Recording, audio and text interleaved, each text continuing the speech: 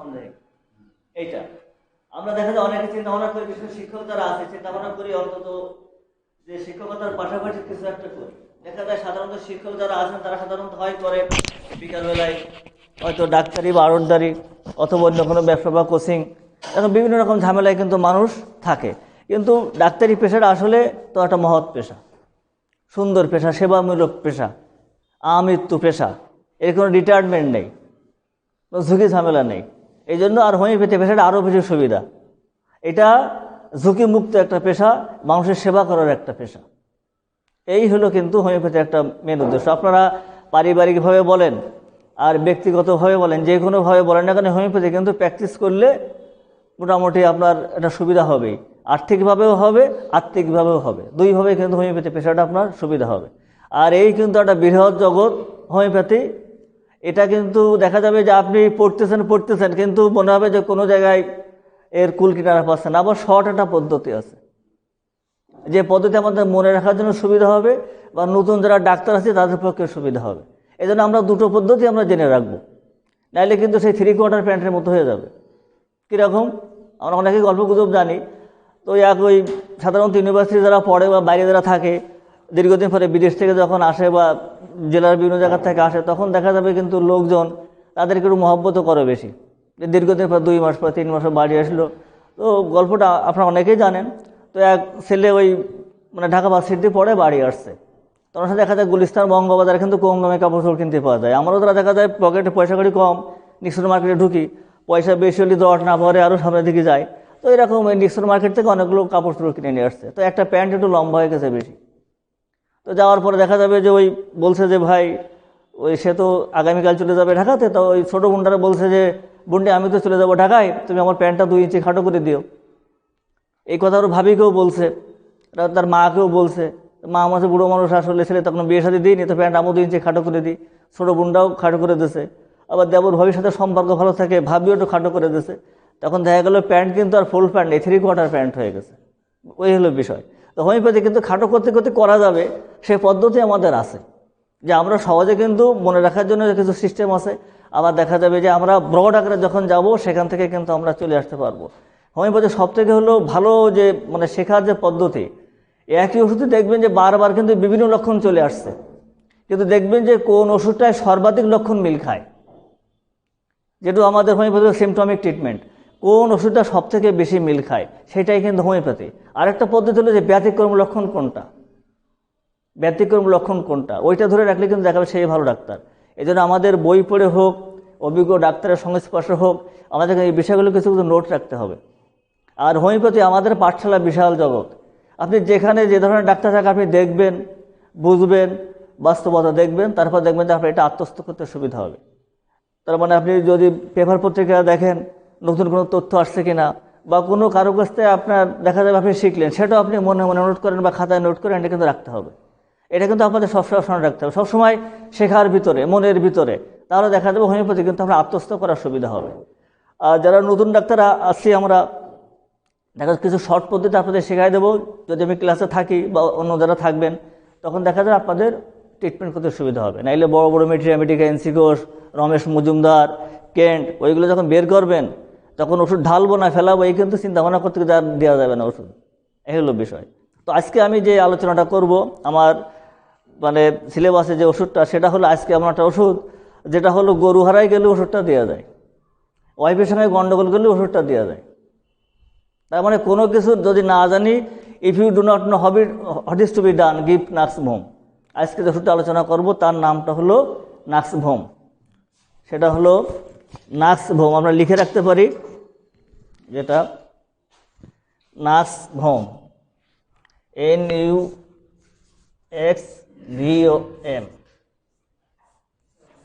নাক্সভোম বা নাক্স ভূমিকা।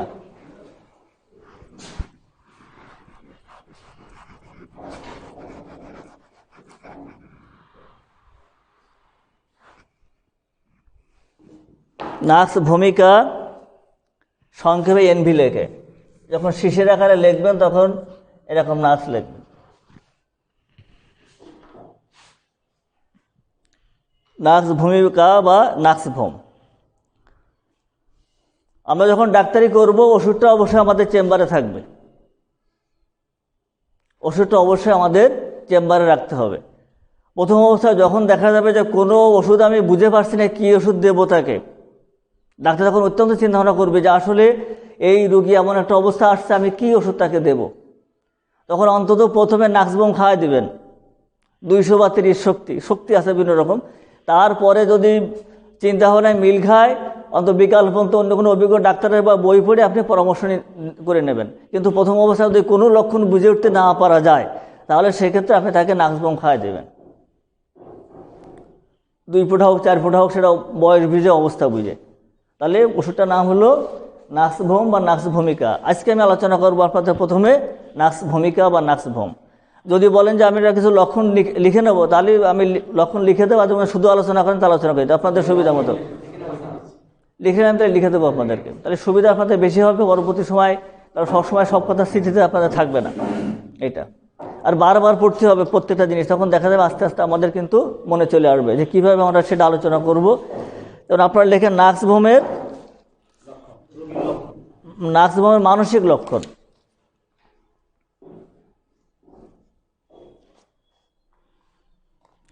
চক কি আছে আরে সাইডে?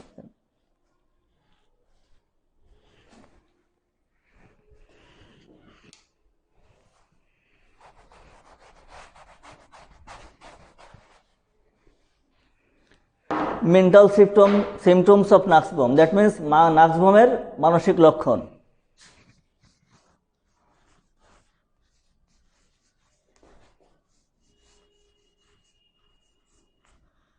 মানসিক লক্ষণ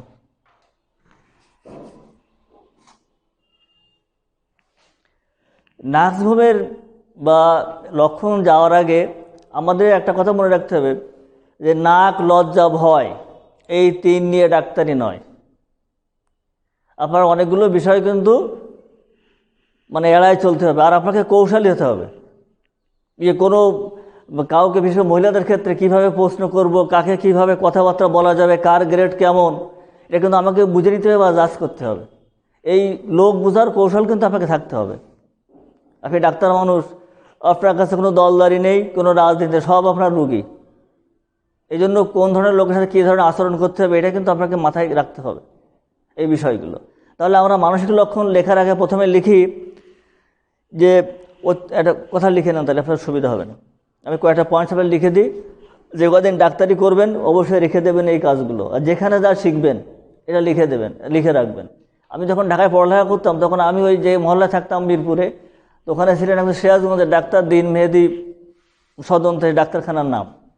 তো সেখানে আমিও দেখতাম যে উনি কিছু নোট রাখতেন, তখন ছাত্র মানুষ, তো যেহেতু একটা ভবিষ্যতে বাড়িতে আব্বা হোমিওপ্যাথি ডাক্তারি করেন, আবার শিক্ষক ছিলেন, তা আমি কিন্তু সেখান থেকে কিছু নোট আবার লিখে রাখতাম। তো সেটা আমি এখনও কিন্তু কর্মজীবনেও দেখি যে আসলে এই জন্য যখন যেখানে পাবেন, শুধু এইটা না, আমি যেটা নোট দিচ্ছি এছাড়াও যে আরও কোনো নোট আপনার কোথা থেকে পান বা সেই সম্পর্কে জানা থাকে আপনারা কিন্তু লিখে রাখবেন, সেটা আপনাদের পক্ষে মঙ্গল হবে। প্রথম কথা লেখেন, অত্যাধিক মানসিক পরিশ্রম হেতু অত্যাধিক মানসিক পরিশ্রম হেতু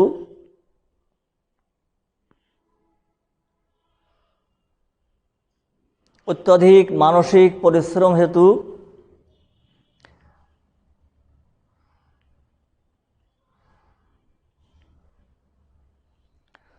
অত্যাধিক মানসিক পরিশ্রম হেতু পীড়া, মানে অত্যাধিক মানসিক পরিশ্রমের কারণে কিন্তু রোগের উৎপত্তি। কথাটা হলো এরকম, কিন্তু একটু ভারতীয় কথায় লেখা, অত্যাধিক মানসিক পরিশ্রম হেতু পীড়া।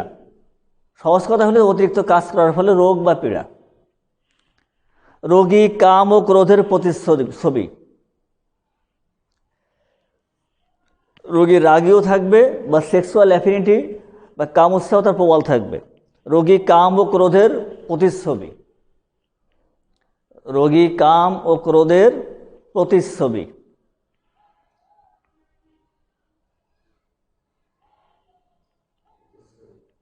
নাম্বার 2, রোগী অতি সহজেই রাগিয়া ওঠে। রোগী অতি সহজেই রাগিয়া ওঠে।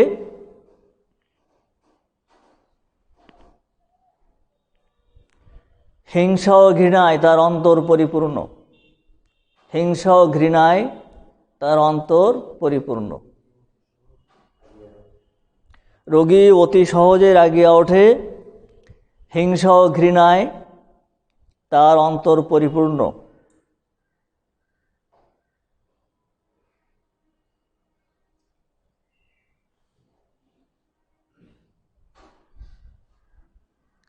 তিন নম্বর, রোগী একাকী থাকতে চায়।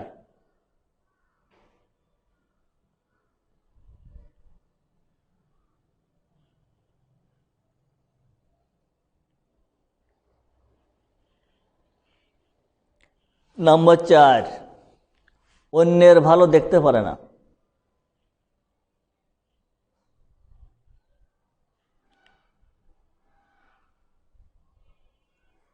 নিজেকে খুব গর্বিত মনে করে, সে মনে করে হি নোজ এভরিথিং, সে সব কিছু জানে, সে নিজেকে খুবই গর্বিত মনে করে। অন্যের ভালো দেখতে পারে না, তার মানে যাকে বলে পরশ্রী কাতরতা। রোগী অন্যের ভালো দেখতে পারে না, নিজেকে খুবই গর্বিত মনে করে।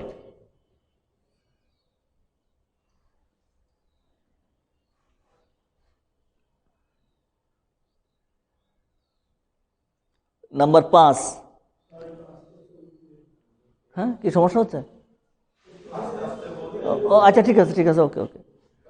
অন্যের ভালো দেখতে পারে না, নিজেকে খুবই গর্বিত মনে করে। অন্যের ভালো দেখতে পারে না, নিজেকে খুবই গর্বিত মনে করে। লেখা আছে সবাই? নাম্বার 6, সবসময় মনে করে নিজে যাহা সবসময় মনে করে নিজে যাহা করে সেটাই ঠিক, অন্যেরটা ভুল। সবসময় মনে করে নিজে যাহা করে সেটাই ঠিক, অন্যেরটা ভুল।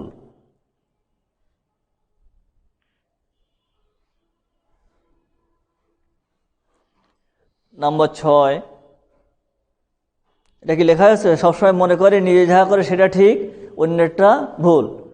নাম্বার 6, মনে হয় মাথাটা অত্যন্ত বড় হয়ে গেছে। মনে হয় মাথাটি অত্যন্ত বড় হয়ে গেছে।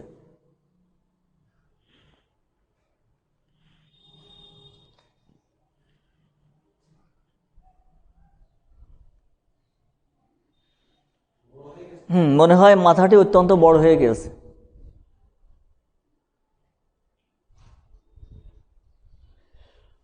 লাস্ট পয়েন্ট, মশলাযুক্ত খাদ্য পছন্দ করে।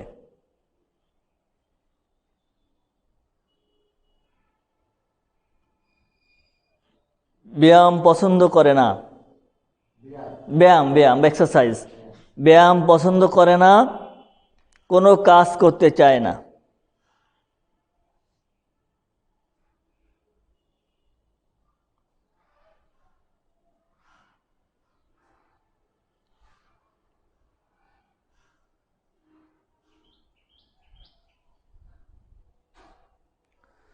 কোনো কাজ করতে চায় না, এই হলো তার মানসিক লক্ষণ। অনেক সময় রোগীকে দেখা যাবে যখন চেম্বারে আসবে, তাকে দেখেই কিন্তু তার ওষুধ অনেক সময় জাজ করা যাবে যে আসলে কোন ওষুধ দেব। কিন্তু রোগী যতক্ষণ আপনার সাথে কথা বলতে চায়, সে রোগী যে গ্রেডের হোক, ব্যক্তি পছন্দ হোক বা না হোক, তার কথা কিন্তু মনোযোগ সহকারে শুনতে হবে আপনাকে। এটা কিন্তু ডাক্তারের কিন্তু একটা বড় বৈশিষ্ট্য। সে রোগীর কথাটা, সে যে ধরনের কাপড় চোপড় ময়লা থাক বা যা থাক, হয়তো খালি পায়ে চলে আসছে, হয়তো জুতো খুলে মোজা পাইতে আপনার রুমে ঢুকেছে, কিন্তু তারপরেও যতক্ষণ পর্যন্ত সে কথা বলবে, আপনার ওষুধ সিলেকশন হয়ে গেলেও আপনি কিন্তু তার কথা মনোযোগ সহকারে শুনবেন। তার মানে সে মনের কথা সম্পূর্ণ ব্যক্ত করার পরে আপনি তারপর ওষুধ কিন্তু সিলেকশন করবেন। এটা কিন্তু বিষয়টা খেয়াল রাখবেন। এটা আপনাদের কিন্তু খেয়াল রাখবেন সবসময়তেই, রোগীর প্রাধান্যটা আগে, তারপরে আপনার ওষুধপত্র। কারণ ওষুধ দিতে তো বেশি সময় লাগবে না। আর এখন তো সিস্টেম খুব সহজ, গ্লোবিউজ থাকবে, ওর ভিতরে কয়েক ফোঁটা দিয়ে দিলেন। ওষুধে অ্যাকাউন্টস কিনবেন, দেখা যায় 5 বছরও ফুরোচ্ছে না, ফুরে গেলে কমে গেলে পানি দিয়ে নিলেন, কিন্তু ওটার কমতেছে না। এই জায়গায় হোমিওপ্যাথি লাভ আছে। আবার একই ওষুধ বারবার ব্যবহার করে দীর্ঘদিন, আর যেহেতু স্পিড মেশানো থাকে, এক্সপায়ার ডেট সহজে যায় না। আর কিছু সিমটমিক ওষুধ আছে, যেমন দেখা যায় ওইটা নেই আর একটা আছে, বাড়ি হয়তো নতুন জামাই মেয়ে আসছে, কিন্তু চিনি দিয়ে পিঠে খুব পছন্দ করে, কিন্তু চিনি নেই, শাশুড়ি তো নিশ্চয়ই গুড় দেবে, অথবা দেখবে পুরনো মধু আছে কিনা, জামাই এসে আজকে শেষ করে দুইটা খাওয়ায়, এরকম ব্যাপার। বিকল্প ব্যবস্থা কিন্তু থাকতে হবে। সবসময় দেখা যাবে যে ডাইরেক্ট যে ওষুধটা আসার হোমিওপ্যাথি, এটা কিন্তু একটা সুবিধা, যে আপনি ওষুধ যেটা দিচ্ছেন ওদের সেটা নেই, হয়তো সেটা থাকলে ভালো হতো, কিন্তু অন্যটা যদি সমসাদৃশ্য লক্ষণ বিশিষ্ট হয় ক্ষতি কিন্তু করবে না। এই জন্য সেই বিকল্পগুলো কিন্তু আমাকে জেনে রাখতে হবে, যে কোনটার উপর দেওয়া যাবে, এটা না থাকলে কোনটা, ওইটা না থাকলে কোনটা, এই বিষয় কিন্তু আমাদের মনে রাখতে হবে। এই জন্য হোমিওপ্যাথির এটা হলো সহজ পদ্ধতি, আর কঠিন পদ্ধতি হলো যে which is the best medicine for it, কোন ওষুধটা হলে কোনটা সঠিক ঔষধ। এই জায়গায় কিন্তু হোমিওপ্যাথির ডাক্তারি, এটা সূক্ষ্মতা। কিন্তু আর বাদ বাকিগুলো যে আমি পাচ্ছি না, তারপরেও অন্তত এইগুলো দিলে কাজ ঠেকানো যাবে, এটা হলো বিষয়। আর কিছু কিছু বিষয় আপনাকে খেয়াল রাখতেই হবে, যে আসলে একটু চালাক চতুর যাকে বলে হোমিওপ্যাথিতে, একটু চালাকি বা চতুরতা এটা কিন্তু থাকতে হবে। মাঝে কয়েকদিন আগে আমার চেম্বারে এক রুগী আসে, রুগী নিয়ে আর কি। তো আমি সে মহিলার একটু গায়ে জ্বর ভাব। তো আমি সকালবেলায় যখন চেম্বার খুলছি, আমার চেম্বারটা পিঠে, দাদা চেনেন, তো দেখলাম সকালবেলায় ওনার হাজব্যান্ড প্যাড কিনে নিয়ে যাচ্ছে, প্যাড মহিলার। তো আমি অনেক ঘুরপথ কথাবার্তা বলার পরে আমি তার থার্মোমিটার দিয়েছি গালে, দিয়ে বলছি যে অনেক কথা বলার পর জ্বর দিয়েছে 99 বা 100। বলছে আপনার কি পিরিয়ড চলছে নাকি? আমি বললাম। তো বললো ডাক্তার আপনি বললেন কী করে? কিন্তু আমার তো সকালবেলায় দেখা তার হাজব্যান্ড নিয়ে আসছে, ও তো লাগবে কার জন্য। তো এই বিষয়টা হলো যে এই যে একটা বিষয়, আমি এই কথাটা বলার পরে সে কিন্তু এত অ্যাসোসিয়েশন হয়ে গেছে, ডাক্তার সাহেব তো বোঝে যে থার্মোমিটার দেখে যে কী অবস্থা, শরীরের কন্ডিশনটা কী দেখে বুঝে ফেলেছে। কিন্তু আমি তো কোন জায়গায় বুঝি সেটা আমি জানি, যে এই যে বিশেষ করে তাক লাগানোর কথা, রোগীকে প্লিস্ট করার কথা, এটা কিন্তু আপনার ভিতরে কিন্তু আপনার কিছু বুদ্ধিমত্তা কিন্তু প্রয়োগ আপনাকে করতে হবে, অবস্থা বুঝে ব্যবস্থা, এটা কিন্তু থাকতে হবে। এই হলো গেল আমাদের মানসিক লক্ষণ। এরপরে চরিত্রগত লক্ষণ, নার্সের রোগী কী ধরনের আচরণ করবে, কী তার কার্যকলাপ হবে, কিভাবে চলবে ফেরবে, কথাবার্তা, এটা কিন্তু আমাদের দেখতে হবে। আমরা যখন চেম্বারে রুগী ঢুকবে তখন কিন্তু আমাদের দেখতে পারলে কোন রুগীটি কোন ওষুধ ঢুকতেছে, অল্প সময়ের ভিতরে কিন্তু আপনার হোমিওপ্যাথির পর যদি গভীর আইডিয়া থাকে, তাহলে দেখা যাবে আপনি কিন্তু বুঝে ফেলতে পারবেন আসলে যাই কিছু বলুক ও কিন্তু ওরই রুগী বা ওই ওষুধ ঢুকতেছে। এরপরে লেখা নার্সের বা নার্সভোমের চরিত্রগত লক্ষণ। বলেন, বড় হয়ে গেছে, মনে হবে যে রুগী মনে করবে যে আমার মাথাটা বিশাল বড় হয়ে গেছে, কথাবার্তা বলতে পারে, ডাক্তার সাহেব আমার মাথা এত ভারী, মনে হচ্ছে মাথা আমার 3-4 মন হয়ে গেছে। রুগীদের কথাবার্তা কিছু বলে না, যে আমার মনে হচ্ছে মাথা বিশাল ভারী চাপ দিচ্ছে, এরকম যদি সে বলে ফেলে কোনো সময়, তখন বুঝবেন যে আসলে ও একটা লক্ষণের ভিতরে নার্সের একটা লক্ষণ চলে আসছে তার ভিতরে, এইটা বিষয়। চরিত্রগত লক্ষণের ভিতরে বা প্রদর্শক লক্ষণ যাই বলেন, নাম্বার 1 চরিত্রগত লক্ষণ।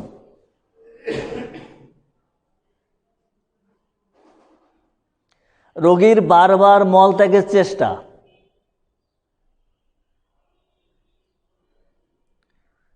কিন্তু পরিষ্কারভাবে মল ত্যাগ হয় না।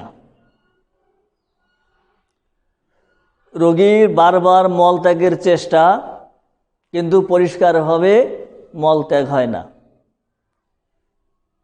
তাহলে যদি কোনো রুগী এরকম কথা বলে তাহলে বুঝবেন তার ওষুধ কিন্তু নার্স, এটা মনে রাখবেন। সাথে সংক্ষেপে কথা বলে দিই, যদি মনে করেন যে রুগীর বয়স 12 বছরের নিচে আছে তাহলে 30 শক্তি ব্যবহার করবেন, আর যে 12 বছরের ঊর্ধ্বে তখন 200 শক্তি ব্যবহার করবেন, এটা স্বাভাবিক একটা নিয়ম। যেটা যদি সাধারণত আরও কম হলে যদি শিশু হয় সেক্ষেত্রে 6 পাওয়া যায়। 1 থেকে 12 বছর বয়সে সাধারণত 30 ব্যবহার করবেন সাধারণত, আর যদি ওর থেকে বেশি বয়স হয় সেক্ষেত্রে 200 ব্যবহার করবেন শক্তি। যেমন দেখবেন ওষুধের ক্ষেত্রে কিন্তু বিভিন্ন ফাইলের শক্তি দেওয়া থাকে ডান সাইডে, 230, 6, 1M, 10 MCM সেটা পরে, কিন্তু আমরা 200 পর্যন্ত থাকি আর। তাহলে প্রথমে আমরা দেখলাম যে রুগীর বারবার মল ত্যাগের চেষ্টা, কিন্তু মল পরিষ্কার হয় না, ক্লিয়ার হয় না বা পরিষ্কার হয় না।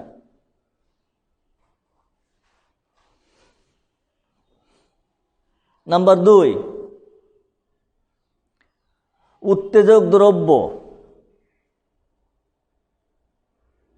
সেটা নেশাজাতীয় হতে পারে, গুরুপাক হতে পারে। এজন্য সংক্ষেপে উত্তেজক দ্রব্য আহার হেতু বা খাওয়ার কারণে, যেভাবে বাংলা লেখে না কেন, যে উত্তেজক দ্রব্য খাওয়ার কারণে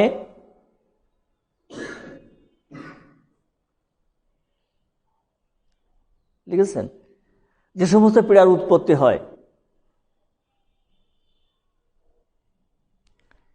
সেক্ষেত্রে নাক্স প্রয়োগ করা ভালো।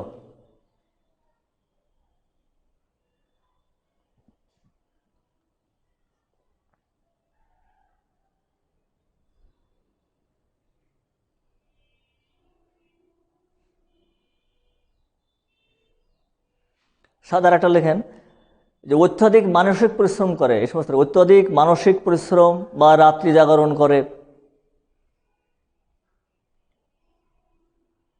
অত্যাধিক মানসিক পরিশ্রম বা রাত্রি জাগরণ,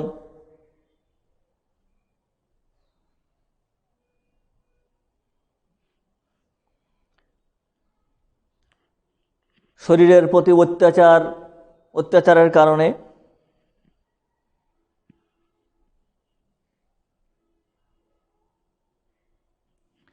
শিরোপীড়ার উৎপত্তি বা মাথা যন্ত্রণার উৎপত্তি। শিরোপীড়া লেখেন, শিরোপীড়া, অত্যাধিক মানসিক পরিশ্রম, অত্যাধিক রাত্রি জাগরণ, শরীরের প্রতি অত্যাচার ইত্যাদি কারণে যে রোগের উৎপত্তি হয় বা শিরোপীড়া হয় বা মাথার পীড়া, অত্যাধিক মানসিক পরিশ্রম, রাত্রি জাগরণ, শরীরের প্রতি অত্যাচার, এই সমস্ত কারণে যদি মাথা যন্ত্রণা করে বা মাথার সমস্যা হয়, সেজন্য নাক্স ব্যবহার করতে হবে। কারণ আমরা স্বাস্থ্যসম্মতভাবে জানি তো যে early to bed early to rise makes a man healthy wealthy and wise. স্বাভাবিক কথা, এটা হলো কথা যে সকাল সকাল ঘুমাবে, সকাল সকাল উঠবে।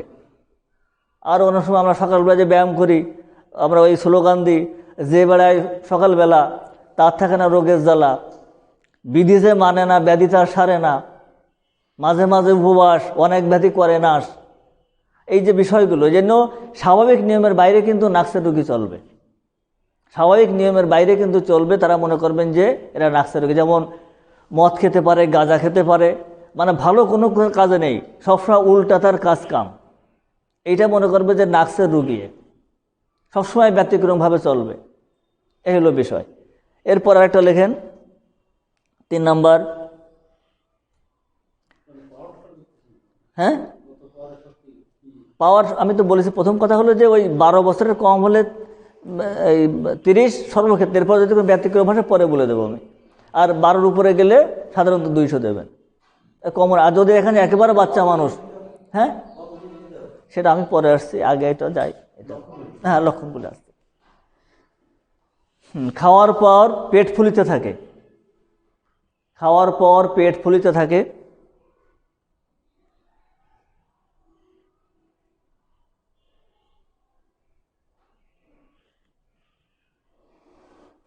মুখে জল ওঠে, বলে অম্ল অম্ল বা টক টক যে জল উঠবে বা পানি উঠবে, খাওয়ার পর পেট ফুলবে, মুখে জল উঠবে,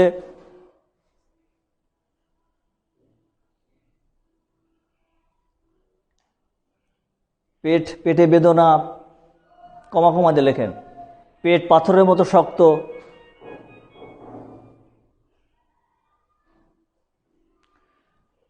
মুখে তিক্ত স্বাদ, এগুলি সবই নাক্সের রোগীর লক্ষণ।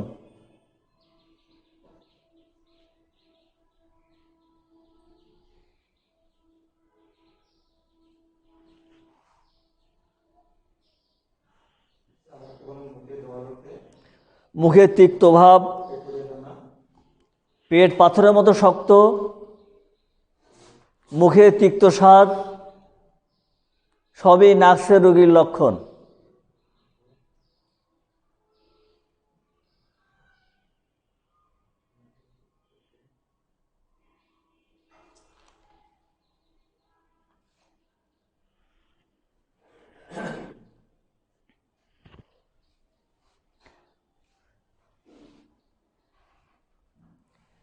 নাক্সের একটা ব্যতিক্রম লক্ষণ এখানে আমি বলে দিই, না লিখলেও চলবে। ওখানে দেখবেন কোনো কোনো রুগীর দেখবেন যে মল যখন বেরোয়, হয়তো এমন একটা মাঝখানের পজিশন যে বেরোতেও চাচ্ছে না, উপরেও যাচ্ছে না, খুব কষ্ট পায় রুগী। বা দেখা যাচ্ছে প্রথমে শক্ত পরে নরম, যদি এরকম কোনো ব্যতিক্রম লক্ষণ দেখেন সেক্ষেত্রে নাক্স কিন্তু মন্ত্রের মতো কাজ করবে।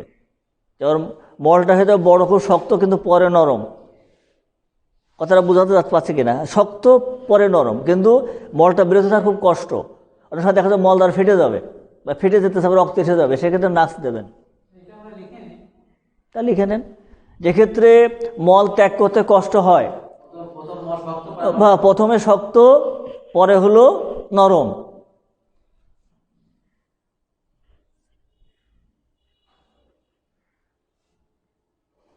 সেক্ষেত্রে নাক্স মহ ঔষধ।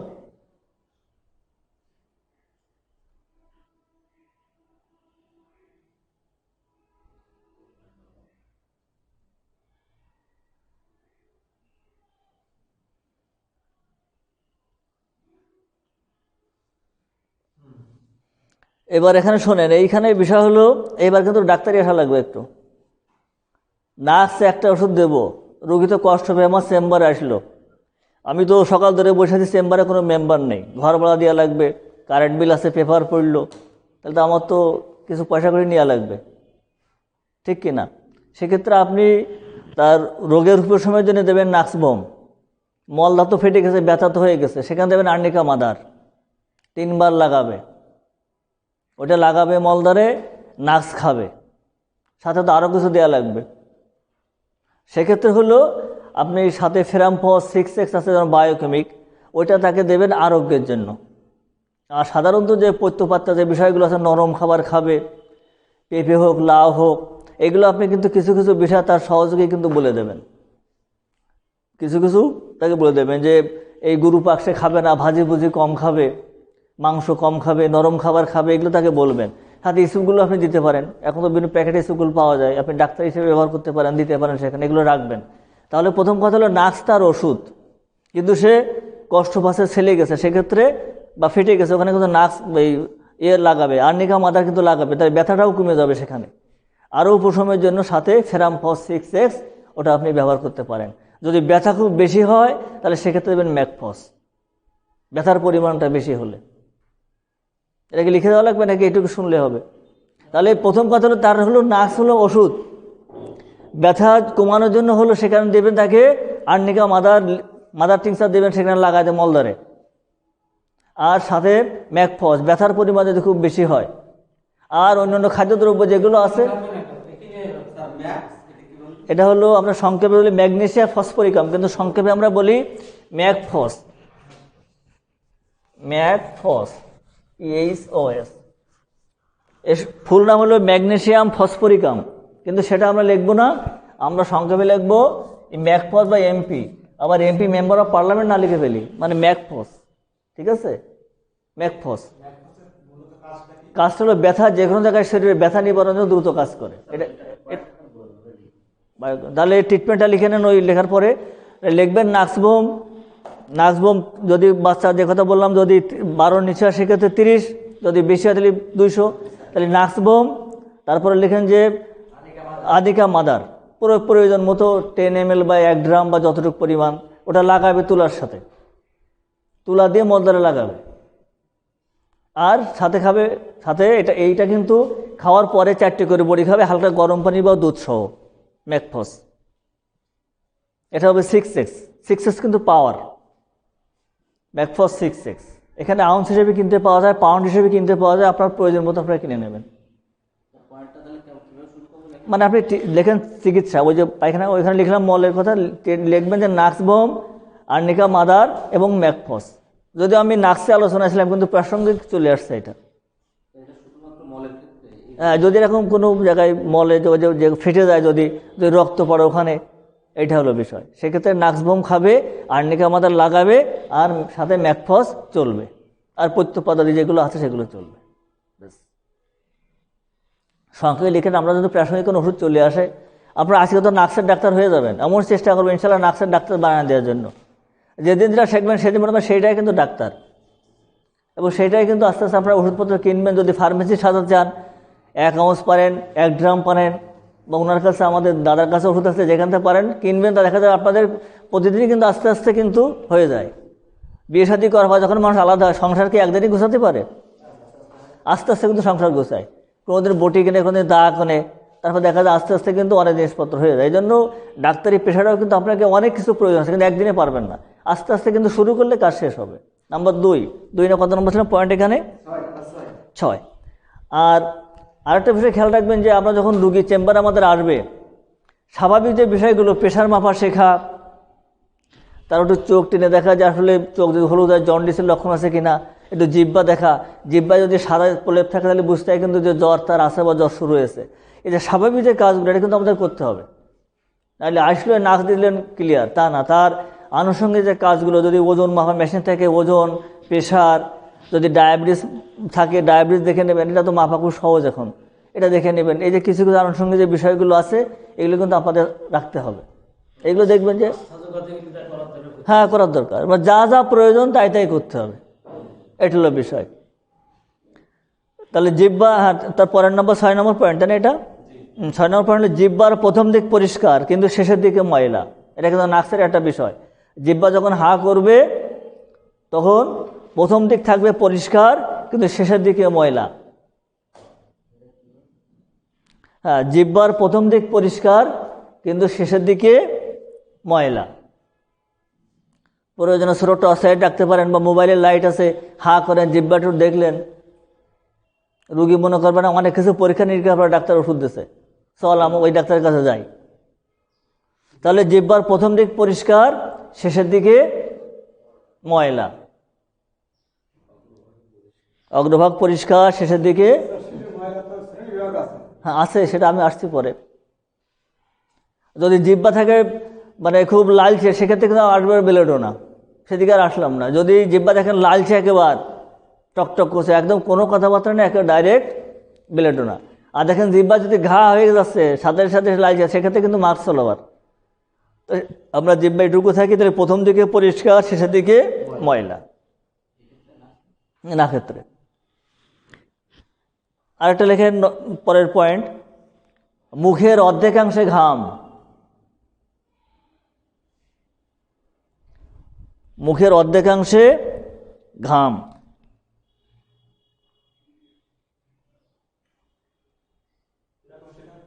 সেটা হলো মুখের অর্ধেকাংশ ঘাম থাকবে, উপর অংশ হতে পারে, নিচে অংশ হতে পারে। নাক মুখ ঘেমে যায়, অর্ধেক পুরো আর ঘামছে না, এখানে অর্ধেক ঘামছে, আবার সাইলে এসে সব ঘামে। অর্ধেক যদি ঘামে সেক্ষেত্রে মনে করবেন এটা নাক্সের একটা বিষয়। আমরা একটা জিনিস খেয়াল রাখবো, এখানে হোমিওপ্যাথিতে দেখবেন যে অনেক ওষুধের লক্ষণ কিন্তু প্রায় একই রকম, প্রায়, কিন্তু সর্বাধিক লক্ষণ মিলছে কোন ওষুধে আর ব্যতিক্রম কোনটা আছে। এই জন্য দেখবেন হোমিওপ্যাথি একটা চালাকি হলো, কোনো ডাক্তার যদি কোনো ওষুধ কিন্তু প্রেসক্রিপশন করে না।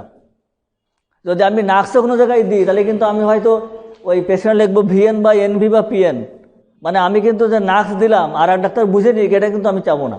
তার কারণ হোমিওপ্যাথির বিভিন্ন বইতে বিভিন্ন রকম লেখা, হয়তো আপনি যে বইটা পড়েছেন হয়তো ওই ওষুধটার পরে বিশদ বর্ণনা আছে, আর এক ডাক্তার হয়তো দেখা গেলো যে ওই ওষুধটা মানে সেই ধারে কাছেও জাননি। এই জন্য বিভিন্ন ডাক্তার কিন্তু বিভিন্ন রকম চালাকি, কৌশল, বুদ্ধিমত্তা, অভিজ্ঞতা কিন্তু আছে। এটা কিন্তু একটা বিষয় এখানে কিন্তু খেয়াল রাখতে হবে। তাহলে মুখের অর্ধেকাংশ কিন্তু ঘাম, নাসপম। তারপরের পয়েন্ট হলো কাশিতে পচা গন্ধ। যদি নাক্সের রোগী কাশি দেয় তাহলে কাশিতে পচা গন্ধ, কাশি দুর্গন্ধ বা পচা গন্ধ।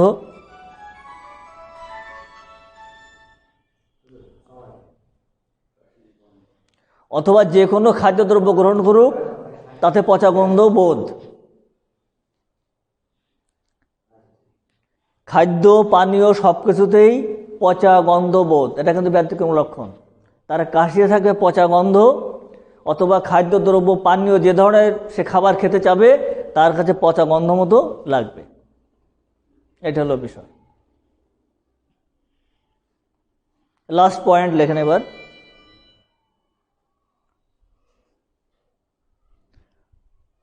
মদ ও চর্বি জাতীয় খাদ্য খাওয়ার অভ্যাস। মদ ও চর্বি জাতীয় খাদ্য খাওয়ার আকাঙ্ক্ষা বা অভ্যাস।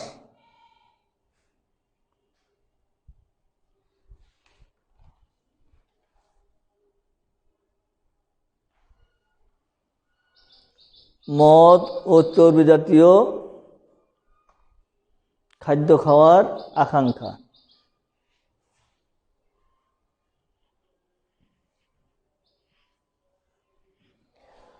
প্রথমত নাক্সের আমরা যখন ট্রিটমেন্টে যদি আসি, প্রথমত খেয়াল রাখবেন যে পেট সংক্রান্ত যাবতীয় কাজে কিন্তু নাক্স উপকারী। পেট সংক্রান্ত যাবতীয় কাজ সাধারণত নাক্স উপকারী চিকিৎসায়। পেট সংক্রান্ত যাবতীয় কাজে সাধারণত উপকারী।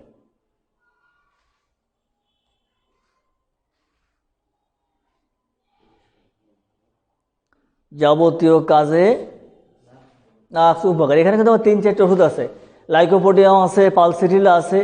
তো সাধারণত আমরা নাক্সের যেহেতু আলোচনা চলছে, মশলা জাতীয় কোনো খাদ্য খাবার খেয়ে চর্বি, মানে সেটা হলো যে মশলা বা গুরুপাক ধরনের খাবার খেয়ে যদি পেটের সমস্যা হয় সেক্ষেত্রে নাক্সভোম দিব। কিন্তু যদি খাসির গোশ খেয়ে বা বেশি পরিমাণ চর্বি খেয়ে যদি সমস্যা হয় সেক্ষেত্রে পালসেটিলা। এই কথাটা খেয়াল রাখবেন। গুরুপাক খাবে কিন্তু আসলে খাসিতে চর্বি একটু বেশি থাকে। যদি খাসির গোশ খেয়ে যদি সমস্যা হয় বা তেল জাতীয় কোনো খাবার খেয়ে যদি বেশি হয় সেক্ষেত্রে দেবো কিন্তু আমরা পালসেটিলা। কিন্তু সাধারণত মশলা জাতীয় জিনিস, সিঙ্গারা বলেন, এটা সেটা বলেন, ঝাল টাল, এটা খেয়ে যদি সমস্যা হয় সেক্ষেত্রে আমরা দেবো কিন্তু নাক্সভোম। এটা খেয়াল রাখবেন।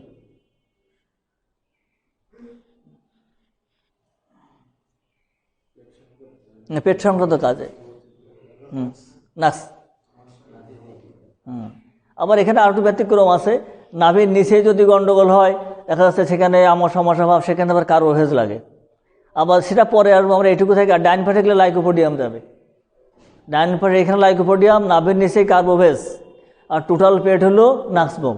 এই জন্য সেটা আমরা পরে ক্লাসিফিকেশন যাবো। কিন্তু প্রথমত বাম পাশ সাধারণত কার্বোভেজ আমরা ধরে নিই বা ওটা নাক্সে চলে আসে আমাদের, মানে টোটাল পেটে আমাদের নাক্স। কিন্তু যদি আমরা ভাগ ভাগ করি, তারপরে ডাইনে লাইকো, নিচে কার্বোভেজ, আর পালসিটিলা তো তেল খেলে পালসিটিলা, তাহলে এক পেটে কিন্তু 4 ভাগ আসে। কিন্তু প্রথমত আমরা নাক্স জানি যে আমরা টোটাল পেটে যদি কোনো সমস্যা হয়, আমরা নতুন ডাক্তার যারা আছি, তাহলে পেটে কোনো সমস্যা হলে, গন্ডগোল হলে আমরা দেখা যাবে সেক্ষেত্রে তাদেরকে নাক্সভোম দেব। কোনটা না, আমরা নাক্স দেব পরে, যখন আমরা আরও ক্লাসিফিকেশনে যাব, তখন আমরা যখন আরও অভিজ্ঞতা এসে যাবে সুবিধা। এই জন্য আমরা নাক্সে আমরা থাকি যে পেট সংক্রান্ত যাবতীয় কাজে আমরা নাক্সটা ব্যবহার করব। হ্যাঁ, ওগুলো টাচ দিয়ে দিলাম। এর সাথে নাক্সের আরও যে কাজগুলো আছে, আমি যে কথা আগে বলেছি যে নাক্সের রোগী কিন্তু সহজ সরলভাবে চলে না, সবসময় কিন্তু ব্যতিক্রমভাবে চলবে। যেমন সেক্ষেত্রে দেখা যাবে এই নাক্সের রোগীর কিন্তু স্বভাব চরিত্র খারাপ। নাক্সের লোকের তাই বলে স্বভাব চরিত্র ভালো না, কোনো লোক আসলে মনে করেন নাক্সের রোগী তাহলে স্বভাব চরিত্র খারাপ, এরকম না। মানে বিষয়টা এরকম যে নাক্সের চরিত্র সাধারণত স্বভাব চরিত্র খারাপ। সে সবসময় কোনো স্বাভাবিক জীবন ধারণের ভিতরে সে থাকবে না। আগেই বললাম, সে মদ খাবে, তারপরে মানে ভেজাল খাবার খাবে, বা দেখা যাবে অনেক সময় দেখা যাবে সে কাম চরিতার্থ করার জন্য খারাপ জায়গাতেও যাবে। এক্ষেত্রে কিন্তু নাক্সভোম ব্যবহার করা যাবে। যেমন সেক্ষেত্রে হলে যে যদি খারাপ জায়গাতে তার যাওয়া আসার অভ্যাস থাকে, যেমন প্রস্টিটিউট যদি সেখানে যায়, প্রস্কটরে যায়, তার কিন্তু প্রস্রাবে পেড়ে আসতে পারে, সেক্ষেত্রে কিন্তু নাক্সভোম তাকে দিতে হবে। যেগুলো সেক্সুয়াল যদি সমস্যাগুলো থাকে সেক্ষেত্রেও নাক্স আসে। যেমন দেখা যাবে সেখানে প্রস্রাব হবে অল্প, ফোটায় ফোটায় হবে, ক্লিয়ার প্রস্রাব হবে না, সেক্ষেত্রে কিন্তু নাক্স লাগবে। এটাগুলো কিন্তু আমাদের ব্যতিক্রমে চলে যাবে। সাধারণত নাক্সের ওষুধ কিন্তু পেট, কিন্তু যদি প্রস্রাব কারো বাধা বাধা হয়, খারাপ জায়গায় দিয়ে যদি তার প্রস্রাবের সমস্যা হয়, সেক্ষেত্রে কিন্তু নাক্স দিতে হবে তাকে। সেটা আপনারা যেভাবে লিখে নেন না কেন, যে প্রস্রাবে বা মূত্রপথে জ্বালা, এটা ক্যান্সারিসও চলে আসে। কিন্তু যদি এই সমস্ত কারণে তার প্রস্রাবে জ্বালা হয় বা মূত্রপথের প্রস্রাব ত্যাগের সমস্যা হয়, সেক্ষেত্রে নাক্স দিবেন। লেখেন যে সাধারণত খারাপ সংসর্গে মিলিত হওয়ার কারণে প্রস্রাবে জ্বালা পোড়া হলে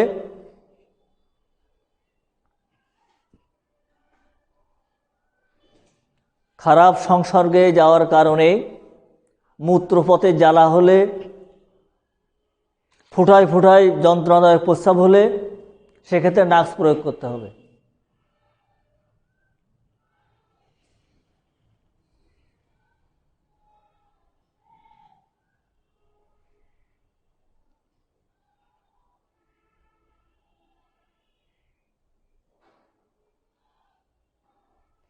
ঠিক আছে, বাচ্চা তারা সেক্ষেত্রে সিনা দেবেন, সিনা ক্রিমের জন্য। সিনা।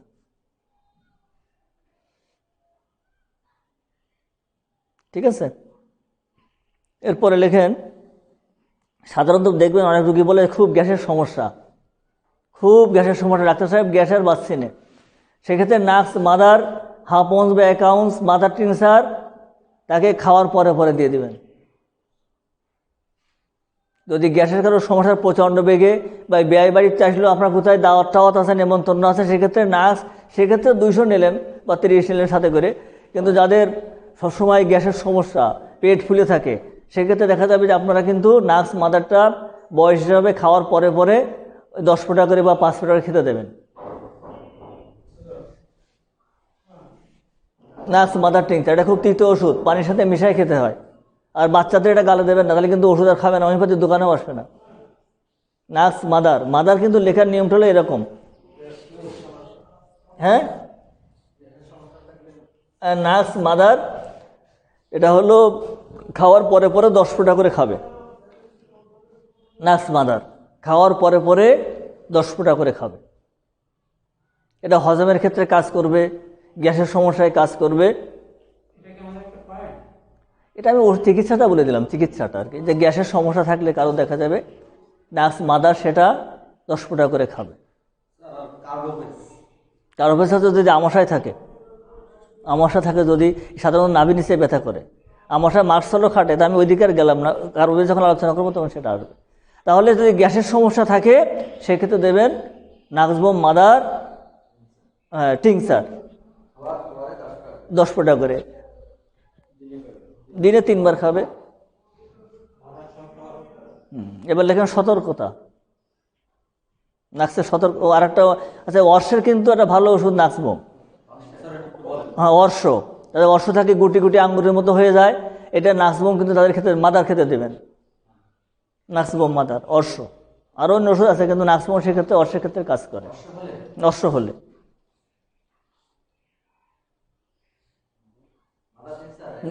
নাক্স মাদার টিংচার দেবেন। এটা বয়স হিসাবে, সাথে কিন্তু হিপবাতও আছে, সেটা আমি শুধু এটুকু লিখে রাখেন।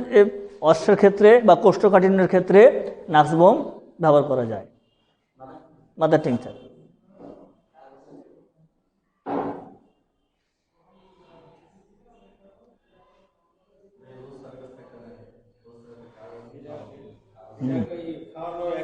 একই খাওয়া, একই 10 ফোঁটা করে খাবে, বয়স হিসাবে দেবেন। আর গুটি যদি বেশি বড় হয়ে যায় কারো, সেক্ষেত্রে ক্যালকেরিয়া ফ্লোরিকা দেবেন। যদিও আমরা নাক্সে আলোচনা করি, যদি দেখেন যে কারোর অর্শের ক্ষেত্রে গুটি খুব বড় হয়ে গেছে, আঙ্গুরের মতো মুসায় মুসা হয়ে গেছে, সেক্ষেত্রে আপনারা ক্যালকেরিয়া ফ্লোরিকা 1M বা 10M দিয়ে দেবেন, যদি দীর্ঘদিনের হয়। এবার এখানে নাক্সের সতর্কতা, কোন কোন জায়গায় নাক্স দেওয়া যাবে না।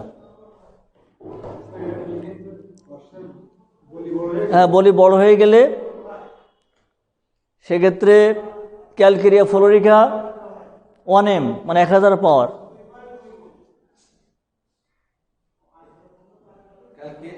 ফ্লোরিকা, ক্যালকেরিয়া ফ্লোরিকা বা সংক্ষেপে CF বলে, CF, calcarea fluorica 1M, calcarea fluorica 1M।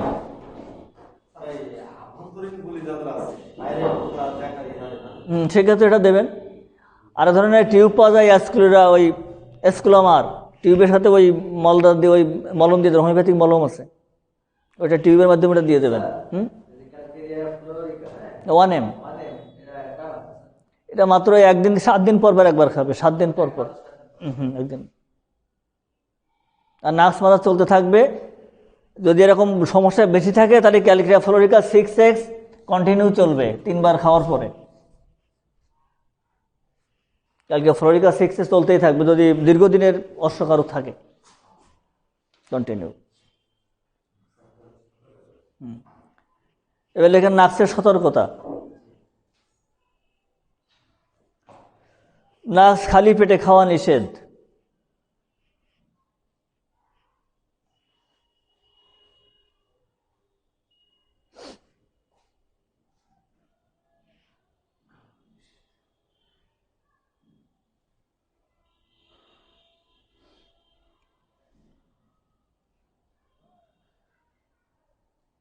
নম্বর 2,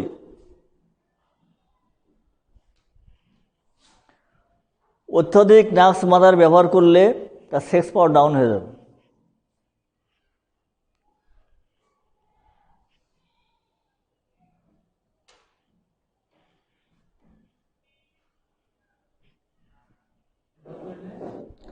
তার সেক্সুয়াল অ্যাফিনিটি কমতে থাকবে।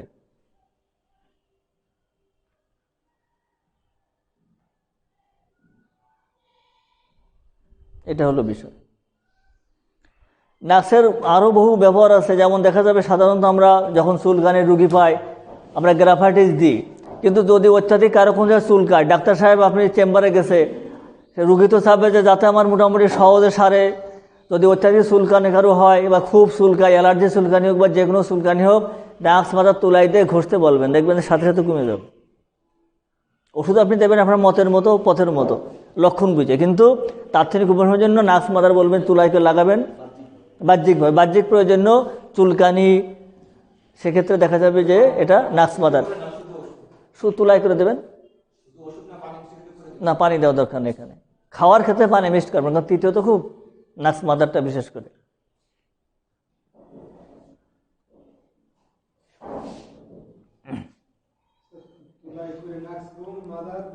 হ্যাঁ, লাগালে যে কোনো চুলকানি, পাঁচড়া বা অ্যালার্জির চুলকানি সাথে সাথে উপশম হয়।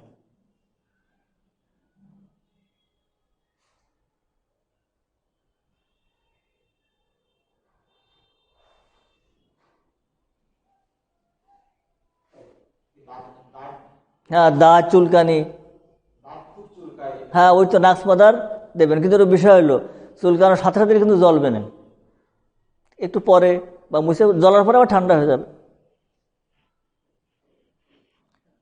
তাহলে এতক্ষণ আমি যেটা আলোচনা করলাম নাক্সের পরেই কিন্তু আমরা আছি। আমরা কিন্তু আজকে থেকে নাক্সের ডাক্তার। যে কোনো সমস্যায়, আর একটা কথা কিন্তু প্রথমে আমি বলছিলাম যে if you do not know what is to be done, give nux vom. যদি আপনার চেম্বারে মনে হয় যে আমি এই রুগীটার কোন ওষুধ দেব, কোনো উপায়ান্তর আমার কাছে নেই, বড় ভাইয়ের মোবাইল বন্ধ, কাছে বইও নেই, যদি আমি বুঝতে না পারি, সেক্ষেত্রে দেখা যাবে যে আমাকে নাক্স বোম দিয়ে তাকে কিন্তু থামাতে হবে। যদি 12 কম হয় 30 পাওয়ার দিব, আর যদি উপর হয় সেক্ষেত্রে 200 পাওয়ার দেব। এটা হলো কিন্তু বিষয়। নাক্সের আরও একটা ব্যবহার যেটা আছে, যেমন অনেক সময় দেখা যাবে, হয়তো অনেক সময় দেখা যাবে যারা বড় বড় ডাক্তার বা বিভিন্ন ডাক্তারের কাছে দেখা যাবে যে বলবে যে ডাক্তার ভাই আমি তো অনেক ওষুধ খাইছি, অনেক জায়গায় গেছিলাম, ওই ডাক্তার গেলাম, সেটা ইন্ডিয়া গেলাম, ভেলোর গেলাম, আমি শেষ পর্যন্ত মনে করলাম বাড়ির কাছে গোলদর খাস গর্তি খায় না, কোথায় বলে না, তো যাক সেক্ষেত্রে আমি কিন্তু আপনার কাছে আসলাম। আপনি মনে করবেন যে কিন্তু 7 সমুদ্র 13 নদী পাড়ি দিয়ে আপনার কাছে আসছে, ওকে নাক্স খাওয়াইতে তারপর সোজা লাইনে কিন্তু নিয়ে আসতে হবে, মানে স্টার্ট এগেইন। এক্ষেত্রে কিন্তু নাক্স দিয়ে তাকে কিন্তু ওই ওষুধের পাওয়ার নষ্ট করে তাকে কিন্তু আবার প্রথমে আনতে হয়। এই জন্য এক্ষেত্রে কিন্তু নাক্স ব্যবহার করা লাগে। সেক্ষেত্রে বয়স হিসেবে দেখা, যদি বয়স বিষয়ে 200 দেবেন, আর নর্মাল 30 হলে 30 দেবেন। মানে যে সমস্ত রুগীগুলো অনেক ডাক্তারের ওষুধপত্র খেয়ে, অ্যালোপ্যাথি হোক, কবিরাজি হোক, ঝাড় ফুঁক হোক, যেভাবে হোক, পানি পড়া হোক, যে ওষুধপত্র খেয়ে আপনার কাছে আসছে তা তো আপনি ইতিহাস আপনি জেনে নেবেন। এই জন্য হোমিওপ্যাথি সিস্টেম হলো তার কিন্তু ওই রুগীর ইতিহাস জানতে হয়। যেমন ওই জমি জমার ভাগ, যেমন ওই ছেলে মেয়ে পায়, বাপদাদার সম্পত্তি, রোগবাদেও কিন্তু ওই রকম ছেলে মেয়ে পায়, তাদের শ্বাসকষ্ট থাকে, গায়ে দাউদ থাকে, বিভিন্ন বিষয় থাকে, ওই জার্মগুলো কিন্তু পরবর্তী বংশধরে চলে আসে। এই জন্য হোমিওপ্যাথি কিন্তু অনেকগুলো কেস টেকিং নিতে হয়। আর আপনারা যেখানে ওষুধ লিখবেন বা দেবেন, অন্তত মিনিমাম কম করে হোক কিছু কেস টেকিং লিখে রাখবেন, তাহলে পরবর্তী ওষুধ দিতে আপনার সুবিধা হবে। অথবা ডায়েরি বা খাতায় ব্যবহার করবেন যে আজকে আমি এতদিন তারিখে এই ওষুধ দিলাম, তাই কত পাওয়ার দিয়েছিলাম, কী বিষয়ে ছোটো নোট থাকে, পরবর্তী ওষুধ দিতে কিন্তু আপনার সুবিধা হবে। যেমন দেখা কেউ যদি বলে ডাক্তার সাহেব আগের দিন যে ওষুধ দিয়েছিলেন এমন একটা কাজ হয়েছে আমার যে আসলে আমি আর বলতে পারছি না, তাহলে মনে করেন ওই ওষুধে কিন্তু কাজ চলতেছে আপনার, ওকে এবার দিন আসলে দেবে শুধু ফাইটাম, মানে ওষুধ ওই রুগী ওই ওষুধে কিন্তু কাজ হবে না, কিন্তু রুগী মনে করবে যে আসলে আমার ওষুধ দিয়েছে। এটা কিন্তু ডাক্তারের সাথে কিন্তু একটা ফাঁকতারি, ওই ওষুধে কিন্তু কাজ কিন্তু চলছে। মনে করেন আপনি 1M দিয়েছেন, কিন্তু 7 দিন পরে চলে আসছে যে আমার ডাক্তার সাহেব খুব ভালো, আর কি ওষুধ আছে আমার দেন। এরপর আমি যাতে না হয় সেক্ষেত্রে বলবেন যে ওষুধের ক্রিয়াকাল আছে, ডিউরেশন পিরিয়ড, এক্ষেত্রে কিন্তু আপনি অন্য ওষুধ আর ব্যবহার করবেন না। তখন সেক্ষেত্রে আপনি ফাইটাম দেন কি ভিটামিন দেন, বা যে মহিলা বাড়িতে মুরগি বেঁচে বেশি টাকা পয়সা বড় একটা ভিটামিন দিয়ে দিলেন, আপনার লাভ লস হয়ে গেল, সেটা ভিন্ন কথা। কিন্তু ওষুধ কিন্তু কাজ কিন্তু আপনার চলছে প্রথম ওষুধেই। হ্যাঁ, ফাইল কিন্তু আমাদের হোমিওপ্যাথি কোনো রীতিসিদ্ধ কিন্তু কোনো বিষয় না। কিন্তু তারপরেও যে দেখা যায় এমন এক চাচি বা দাদি এসে বসলে যে মুরগি যা ছিল ভাইপো বা দাদা কিন্তু বিক্রি করে দিছি, তোমার টাকা যা আছে আমি ভিটামিন দাও, তুমি আপনি তখন কী করবেন যে বড় সড় তাদের ভক্তি আসবে না। আর এখন তো কম্পিটিটিভ মার্কেট, আপনার মতের ওষুধ কিন্তু নার্স, ওইটা কিন্তু আপনার মেন ওষুধ, কিন্তু বাদ বাকি যেগুলো তার কিন্তু ক্ষতির কারণে সে উপকার পেলো, মনের থেকে খুশি হইলো, হয়তো প্যাকেট ধরে নিয়ে গেলো, আপনারও 500-700 1000 হইলো, ভাব বুঝে দাদির হাতের অবস্থা বুঝে আপনি দেখলেন যে কত নেওয়া যায় কি যায় না, সেটা আপনি অবস্থা বুঝে।